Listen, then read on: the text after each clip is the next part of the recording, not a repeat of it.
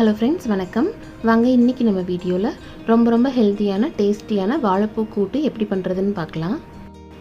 வாழைப்பூ க்ளீன் பண்ணுறதுக்கு தான் கொஞ்சம் டைம் எடுக்கும். ஆனால் ஈஸியாக கட் பண்ணிடலாம், சீக்கிரமாக வெந்துடும். ரொம்ப ஹெல்த்தியான ரெசிபி. கண்டிப்பாக இதை ட்ரை பண்ணி பாருங்கள்.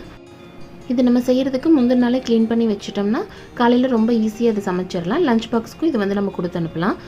இந்த கூட்டு லஞ்சுக்கும் நல்லாயிருக்கும். தோசை, சப்பாத்தி இதுக்கெல்லாமே நல்ல காம்பினேஷனாக இருக்கும். இப்போ நம்ம இதை எப்படி பண்ணுறதுன்னு பார்க்கலாம். இப்போ ஃபஸ்ட் இதுக்கு வாழைப்பூவை க்ளீன் பண்ணி எடுத்துக்கலாம். மேலே இருக்கிற தோல் இந்த மாதிரி நம்ம ரிமூவ் பண்ணிவிட்டு பார்க்கும்போது உள்ளே இருக்கிற இந்த பூவை தான் நம்ம சமைக்கிறதுக்கு யூஸ் பண்ண போகிறோம்.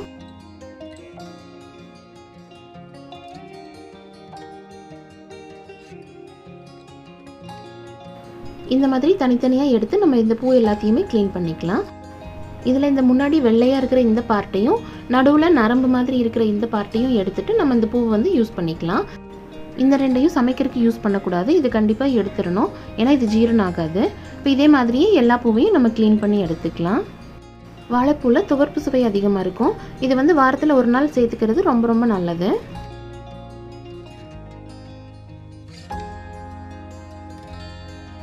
இதுக்கு தேவையான அளவுக்கு பருப்பு வேக வச்சுக்கலாம்.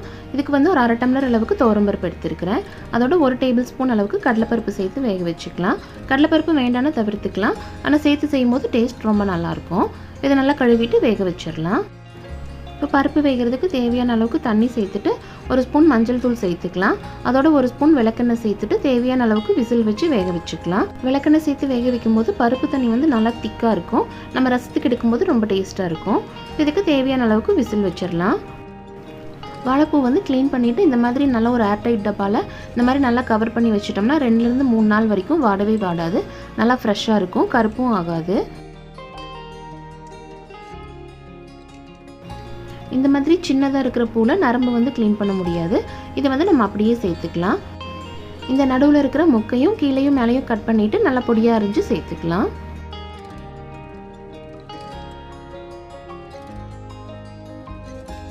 இப்போ கட் பண்ணதுமே மோரில் போட்டு வச்சிட்டோம்னா பூ கருக்காது. நம்மளுக்கு எந்த அளவுக்கு பொடியாக வேணுமோ அந்த அளவுக்கு கட் பண்ணிவிட்டு இந்த மாதிரி போட்டு வச்சிடலாம். இப்போ தாளிக்கிறதுக்கு ஒரு பெரிய வெங்காயம் நல்லா பொடியாக கட் பண்ணி எடுத்துக்கலாம். காரத்துக்கு தேவையான அளவுக்கு பச்சை மிளகாய், கொஞ்சமாக கருவேப்பிலை எடுத்துக்கலாம். அதோட ஒரு பல் பூண்டு நல்லா தட்டி எடுத்துக்கலாம். இப்போ எண்ணெய் நல்லா சூடானதும் கடுகு சேர்த்துடலாம். கடுகு நல்லா பொரிஞ்சதும் கருவேப்பிலை, வெங்காயம், பச்சை மிளகாய் எல்லாம் சேர்த்துடலாம். கூட்டு தேங்காய் எண்ணெயில் தாளிச்சா நல்லா வாசனையாக இருக்கும். இதோட ஒரே ஒரு வரமிளகாய் சேர்த்து நல்லா வதக்கிடலாம். இப்போ வெங்காயம் இந்தளவுக்கு நல்லா வதங்கினதும் கட் பண்ணி வச்சுருக்கிற வாழைப்பூ எல்லாத்தையும் சேர்த்துடலாம். இதோட தேவையான அளவுக்கு உப்பு சேர்த்து நல்லா பரட்டி விட்டுறலாம். இப்போ இதோட தேவையான அளவுக்கு தண்ணி சேர்த்து நல்லா வேக வச்சிடலாம். இது வேகட்டும், அதுக்குள்ளே நம்ம தேங்காய் பேஸ்ட் ரெடி பண்ணிக்கலாம். இதுக்கு 1 கை அளவுக்கு தேங்காய் எடுத்துக்கலாம். அதோட 1 ஸ்பூன் சீரகம், 2-3 சின்ன வெங்காயம், அதோட கொஞ்சமாக ஒரே ஒரு பிஞ்ச் அளவுக்கு மட்டும் சோம்பு எடுத்துக்கலாம். சோம்பு ரொம்ப அதிகமாக சேர்த்துடக்கூடாது. இது எல்லாத்தையும் இந்த அளவுக்கு கொரகொரப்பாக அரைச்சி எடுத்துக்கலாம். இப்போ பருப்பும் நல்லா வெந்துருச்சு. இப்போ நம்ம விளக்கெண்ணெய் சேர்த்து வேக வச்சதுனால பருப்பு தண்ணி நல்லா திக்காக இருக்குது.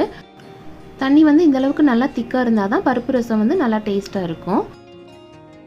இப்போ பருப்போடு நம்ம வேக வச்ச வாழைப்பூ, தேங்காய் பேஸ்ட்டு எல்லாத்தையும் சேர்த்து நல்லா கலந்து வச்சிடலாம்.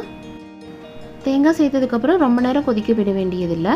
வாழைப்பூ 5 நிமிஷத்துலேயே நல்லா வெந்துடும். இந்த டைமில் பூ நல்லா வெந்துருச்சான்னு செக் பண்ணிவிட்டு உப்பு காரம் எல்லாம் சரியாக இருக்குதான்னு பார்த்துக்கலாம். தேவைப்பட்டால் அதுக்கு தகுந்த மாதிரி அட்ஜஸ்ட் பண்ணிவிட்டு ஒரே ஒரு கொதி மட்டும் விட்டு இறக்கிடலாம். கூட்டி எந்த அளவுக்கு கெட்டியாக வேணுமோ அது வரைக்கும் கொதிக்க வச்சுக்கலாம். இப்போ இதோட மல்லித்தலை சேர்த்து நல்லா கலந்து விட்டுடலாம். இந்த கூட்டு சாப்பாடு, தோசை, சப்பாத்தி எல்லாத்துக்குமே சூப்பரான காம்பினேஷனாக இருக்கும். இந்த மாதிரி துவர்ப்பு சுவையுள்ள காய் வாரத்தில் ஒரு நாள் சேர்த்துக்கிறது ரொம்ப ஹெல்த்துக்கு நல்லது.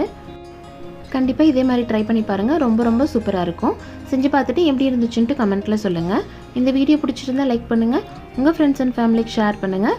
மறக்காமல் நம்ம சேனலை சப்ஸ்கிரைப் பண்ணுங்கள். தேங்க்யூ.